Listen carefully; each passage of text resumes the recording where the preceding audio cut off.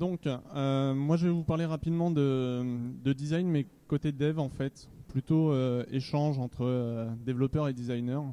C'est une des grosses contraintes qu'on a actuellement sur les projets, c'est que les développeurs et les designers ont du mal à discuter entre eux. C'est assez global, hein. Il n'y a pas que dans les applications, il y a aussi dans le jeu vidéo où c'est assez complexe. Donc voilà, donc on a fait un projet récemment sur Windows Phone, dont je vous parlerai pas ce soir, mais qui va bientôt sortir. Et en gros, on a eu plein de problèmes parce que c'était notre premier projet Windows Phone 8 et que de Windows Phone 7 à Windows Phone 8, il y a beaucoup de changements. Il y a exactement les mêmes problématiques sur Windows 8 en fait. Vous allez voir assez rapidement, c'est une question de résolution et d'image principalement.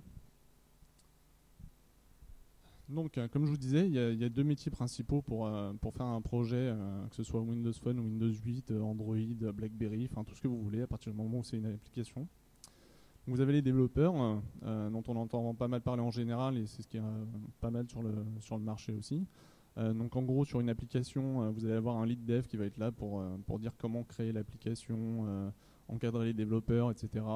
Faire du code review pour être sûr que les développeurs font pas trop d'erreurs et de bêtises. Et vous avez les développeurs, du coup, sachant que les développeurs en général, c'est aussi le lead dev qui met la main à la pâte pour développer l'application. De l'autre côté, vous avez les designers donc, qui vont concevoir l'application au sens beaucoup plus large que le développeur. Le développeur, en général, ou lead tech peut aider à ce niveau-là par connaissance de la techno. Mais c'est surtout le designer en fait, qui va faire tout ce qui est wireframe. Donc, on va entrer dans les détails de comment se déroule un projet un peu plus loin. Qui va aussi s'occuper de l'ergonomie principalement, qui va être force de proposition du coup face au client qui va lui dire non mais moi je veux mon bouton qui soit arrondi dans tous les coins, je veux qu'il soit glossy, que les gens voient que c'est un vrai bouton de calculatrice et pas un truc tout plat, machin. Enfin voilà, grossièrement c'est ce que vous allez le plus rencontrer. Et c'est le designer aussi qui va encadrer le graphiste, un peu à la mode lead tech sur les développeurs. Et donc le graphiste, lui, il va proposer son style. Et en fait, c'est ce qu'on oublie en général, c'est que c'est le graphiste qui met sa petite patte graphiste. Pardon. C'est le graphiste en fait qui va mettre sa petite patte sur l'application, qui va faire que l'application elle a un style qui est différent des autres, etc. Le designer va être là pour l'encadrer en fait. Et donc c'est le graphiste après qui va faire tous les exports et les cotes qui vont être super intéressants pour la suite en fait pour l'intégration en fait. Donc si on résume l'équipe, un lead designer, un lead technique, un graphiste, un développeur, et il manque quelque chose entre les deux. Je vous parlais il y a 2 secondes d'intégration. En fait, l'intégration, voilà, un intégrateur. Sauf que sur nos plateformes, en général, il n'y a pas d'intégrateur. Donc c'est le développeur, de base. Et ça pose quelques soucis parce que le développeur n'est pas aussi pointilleux que l'intégrateur. Donc en gros, c'est grossièrement un projet. Donc on part de l'avant-vente jusqu'à la livraison et les retours du client. Donc on passe par la phase avant-vente où là, il va y avoir du coup... voilà, les échanges entre les designers grossièrement et les développeurs. Donc sur tout le long de l'avant-vente, il va y avoir des échanges pour savoir ce qui se passe sur le projet, comment on va le faire, etc., à quoi il va ressembler grossièrement. Ensuite, il y a la phase de design et de dev qui commence à peu près en même temps en général parce qu'on a pas mal de choses à dégrossir niveau dev, que ce soit connexion au service, etc., mise en place de pas mal de choses. Le designer encadre le graphiste qui est en train de faire sa maquette. Et à la fin, donc, on voit la livraison. Donc le petit bout bleu à la fin de cette période-là. Ensuite, pendant le dev et l'intégration, donc comme je vous disais, en général, on fait les deux en parallèle parce que les intégrateurs, c'est les devs. Et il y a pas mal de choses qui sont liées entre l'intégration du design et le développement sur Windows 8 et Windows Phone. Ensuite, on passe à la phase de test en fin de projet. Donc là, beaucoup d'échanges parce que le designer va tester l'application vraiment. Parce que le boulot du designer, c'est pas uniquement de faire le graphisme qui est affiché, c'est faire toute l'ergonomie de l'application, vérifier que tout fonctionne bien, etc. Et donc ensuite la livraison, avec les retours du client, ça peut être des retours graphiques, ça peut être des retours ergonomie, ça peut être des retours uniquement techniques. Donc voilà. Et en gros, nous, là où on a rencontré le plus de problèmes, c'est à ces niveaux-là en fait. Donc au début, tout allait bien, tout était magnifique. chacun bossait dans son coin, on va dire, pendant la partie design et dev, donc début de projet, tout va bien. Tout va bien. Et commence à avoir les problèmes quand on commence à intégrer, en fait, et qu'on se rend compte qu'il y a des soucis techniques, etc. Et sur la fin du projet, bien évidemment, pendant les tests, il y a aussi des soucis. Donc je vais vous parler de ces soucis, en fait. Donc de l'intégration. Donc en gros, la communication entre designer et dev, nous on était parti du coup sur récupération de screenshots pour expliquer comment était l'appli au niveau graphiste. Et ensuite un document du coup qui contenait les typos, les tailles, etc., les cotes. Donc le document était super pour nous, enfin, on trouvait juste ça génial, on n'avait pas vu ça avant et c'était du bonheur d'intégrer le graphisme. Sauf qu'il y a des soucis. Il y a des soucis côté graphiste et côté dev, bien entendu. Je pense qu'il y a beaucoup de soucis côté dev en général, hein, plus que graphiste. Donc en gros, il y a eu des erreurs de code sur le document. Ça arrive à tout le monde de faire des erreurs. Je ne vais pas vous dire que je livre des applications qui sont bug-free, c'est faux. Comme tout le monde, on fait des erreurs. Tout le monde fait des erreurs. Ensuite, il y a du coup le côté dev. Comme disait Greg tout à l'heure, oui, mais mes contrôles, en fait, ils ont des margins et des paddings de base, et en fait, ça correspond pas. Mais on s'en fout, en fait. Les margins et les paddings, on n'a qu'à les modifier, et ça marche très bien. Donc voilà. Et ensuite, il y a l'affichage dans Blend. Donc Blend est un soft que j'utilise tous les jours, que je trouve très pratique parce qu'il me facilite la vie. Mais vous allez voir, il y a des petits soucis d'affichage qui font que la première fois, le dev fait pas gaffe. Il intègre, il y a des gros décalages après dans l'application. Et c'est pas de sa faute, bien sûr. Et un contrôle qui nous a posé un gros souci sur Windows Phone 8, qu'il n'y avait pas sur Windows Phone 7, c'est le panorama. Je vais vous expliquer en détail, vous allez voir, c'est assez galère. Et donc les résolutions en fait, le panorama vient des résolutions. Le souci vient des résolutions, en fait. Donc, pour Blend, je vous parlais des polices. Moi, j'ai eu un gros souci sur les polices. C'est qu'en fait, j'avais des polices qui n'étaient pas installées de base. Genre les polices Windows Phone qui n'étaient pas installées sur mon PC.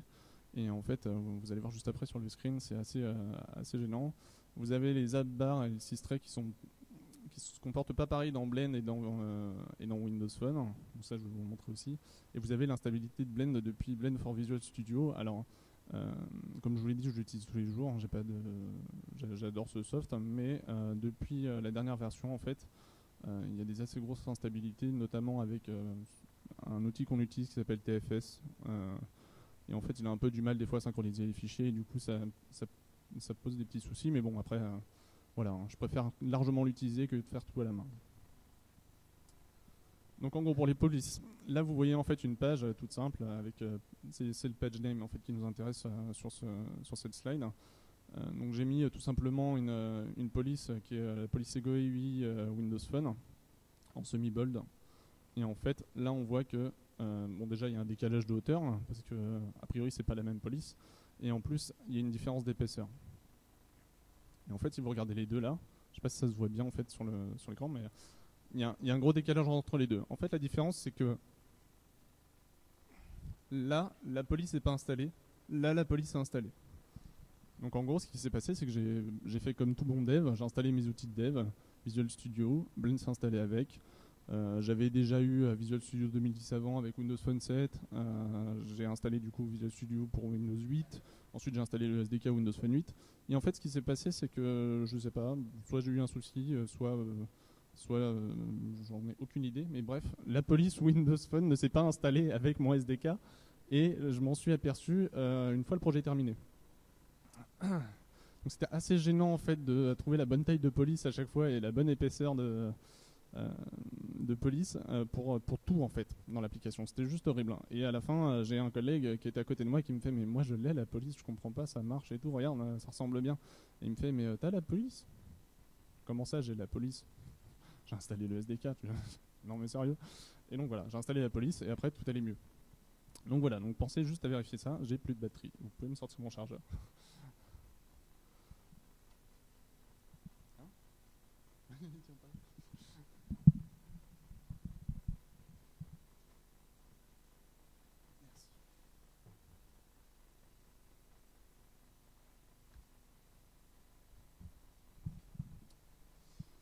Donc ensuite, je vous parlais du coup du Systray. Donc le Systray, c'est la petite barre qui est en haut qui indique le réseau et la batterie et l'heure. On peut indiquer plein d'autres choses. On peut mettre des messages d'erreur dedans. On peut mettre une barre de chargement à l'intérieur. C'est super pratique et surtout en tant qu'utilisateur, j'adore l'avoir dans mes applications pour connaître l'heure et éviter de revenir sur la page home de mon téléphone. Et du coup, en fait, voilà, ça c'est ce que ça donne quand je suis dans Blend. Alors si vous voyez peut-être pas en bas, c'est écrit en petit, mais il y a marqué Opacity 0,1. Ça me permet en fait d'avoir mon Systray transparent, ce qui fait qu'en fait l'utilisateur, là, au-dessus de l'application, au lieu d'avoir une bande noire ou blanche, au-dessus de son application, ce qui fait assez moche. Et donc en fait, ce qui se passe sur téléphone, c'est que la page remonte, en fait, quand c'est en Opacity. Et donc du coup, au niveau intégration, c'est un poil chiant. Mais du coup, il faut le savoir, une fois qu'on le sait, il n'y a pas de souci et tout se passe très bien. Il y a la même chose avec l'application bar en bas. Quand vous l'avez de base dans Blend, elle est affichée et du coup, ça vous remonte votre UI. Et en fait, quand vous êtes sur Windows Phone et que vous lancez votre application, vous ne le voyez pas forcément. Ou alors quand vous changez d'application bar, par exemple, ou que vous l'enlevez dans votre application. Enfin, sur la même page, vous pouvez changer votre application bar suivant l'état de votre page. Donc du coup, ça peut jouer sur le layout. Voilà. Donc ça, c'est des petites choses qu'il faut savoir, qui ne sont pas méchantes. Et donc voilà. Passons aux choses sérieuses. Les résolutions. Il y a 3 résolutions maintenant sur Windows Phone. Il y a donc la résolution de base qu'il y avait avant, 480 par 800, qui est la WVGA. Il y a la WXGA qui est 768 par 1280 et la dernière, la 720p, qui fait 720 par 1280. Donc en gros, si vous prenez les téléphones du marché, il me semble que 480 par 800 c'est sur les Nokia 820. Le 768 par 1280 c'est sur les 920, donc le haut de gamme, et le 720p c'est sur le HTC 8X, donc le haut de gamme aussi, mais côté HTC. Donc ça vous donne en fin de compte 2 ratios différents, ce qui est plutôt pas mal du coup, parce que pour un graphiste, si vous avez des backgrounds dans l'application, c'est assez contrariant du coup de devoir refaire le background pour quelques pixels. Mais du coup, ce qu'il faut savoir surtout au niveau dev et design, c'est qu'en fait, vous travaillez plus sur des pixels, mais vous travaillez sur des unités en fait. Du coup, vous avez vos 2 ratios, vos 2 WVGA et WXGA qui sont le même ratio et qui sont basés sur les mêmes unités, c'est-à-dire 480 par 800. Donc en gros, en tant que dev, vous travaillez sur 480 de large et 800 de haut. C'est plus des pixels, c'est des unités. Et du coup, quand vous passez sur un téléphone plus grand, c'est upscale. Vous avez votre interface qui est upscale. Donc pour le texte, c'est Windows Phone qui gère, il n'y a pas de souci. Il gère sa police comme il faut. Et en gros, il fait 1 fois 1,6. Donc le truc, c'est que pour les images, si vous designez pour 480 par 800 pixels, ce qui se passe, c'est que vous allez avoir des images qui sont upscale. Donc moche. Parce qu'en fait, du coup, ça va ajouter des pixels dans vos images. Ça va pas être top au niveau performance parce que c'est votre téléphone qui va faire le calcul. Et donc du coup, voilà.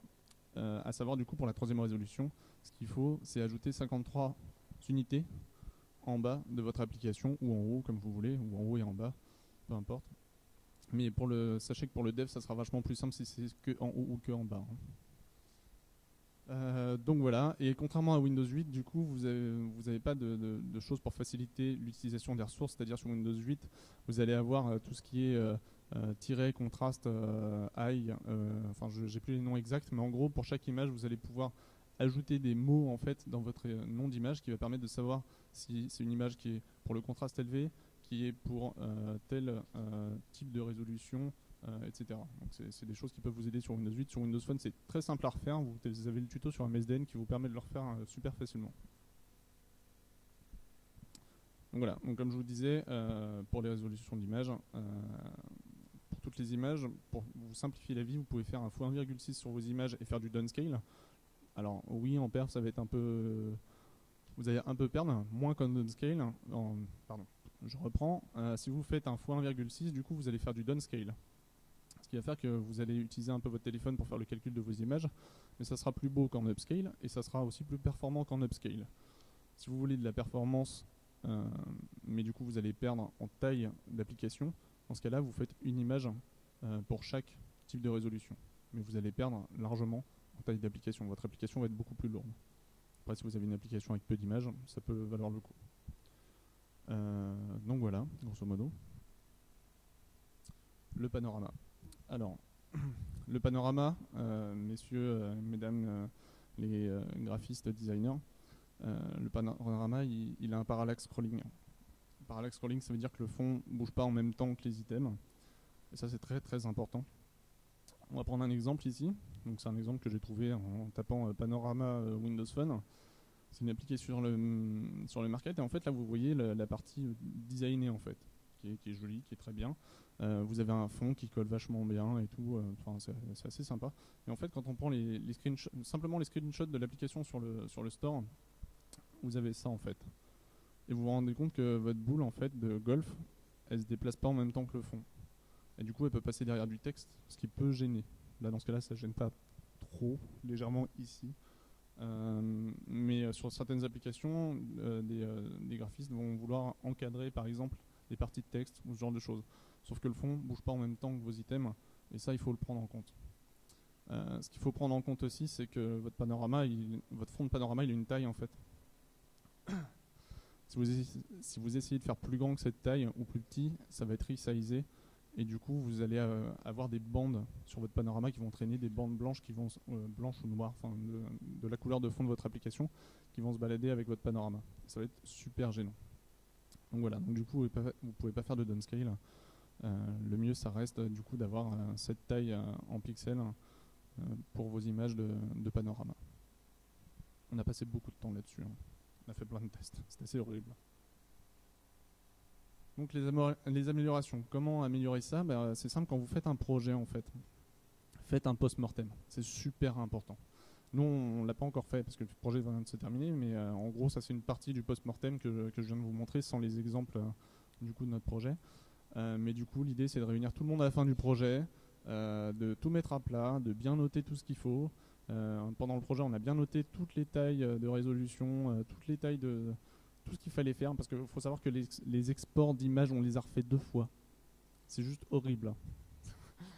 Horrible pour le graphiste et le designer parce qu'ils doivent refaire leur boulot, et horrible pour les devs parce qu'ils doivent réintégrer derrière et refaire les alignements. Aussi, avant de lancer votre graphiste du coup qui avait peut-être l'habitude de bosser sur Windows Phone 7, il faut lui spécifier tout. La taille des tuiles, la taille des backgrounds, comment se comporte un contrôle s'il veut l'utiliser dans l'application, parce que même s'il le connaît, il le connaît peut-être pas entièrement. Enfin, voilà, c'est super important. Voilà. Après, je pense qu'une partie de ce que j'ai dit là sur les résolutions, les designers et graphistes Android connaissent un peu sur leur plateforme. Pour avoir dev un peu dessus, ça ressemble un petit peu du coup. Et dernier point important, il faut fouetter les devs parce que c'est juste une plaie de gérer l'intégration et ils n'ont pas envie et enfin voilà, c'est compliqué. Est-ce que vous avez des questions?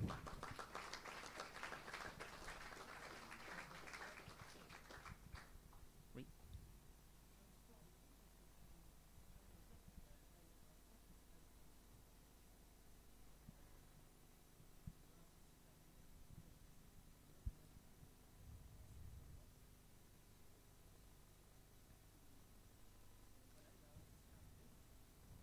Alors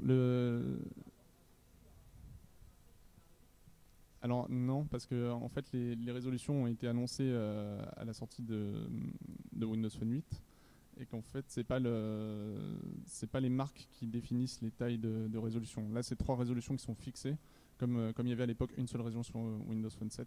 Là c'est 3 résolutions qui sont fixées et les constructeurs peuvent pas en faire d'autres en fait. C'était mon souci aussi. Moi, je me suis lancé sur le projet en dev en disant bah écoute, c'est comme Windows Phone 7, fait du 480 par 800, ça va marcher. Et puis après, quand on a intégré, que j'ai pris mon 920, j'ai fait c'est flou. Ok. Voilà. Il y a plein de. Faudrait que je vous mettrai à la fin des slides. En fait, il y a plein de liens super intéressants sur MSDN là-dessus. Sur justement la gestion des images et autres. Et, il faut absolument les lire parce que sinon on s'en sort pas. Et nous en fait ce qu'on a fait pour l'application c'est qu'on est parti sur le scale 1.6 et du coup on donne scale pour les autres résolutions. C'est un choix qu'on a fait. Après je peux comprendre le choix une image par résolution mais ça alourdit l'application. Donc il faut voir en fait ce que vous préférez. Est-ce que vous avez d'autres questions?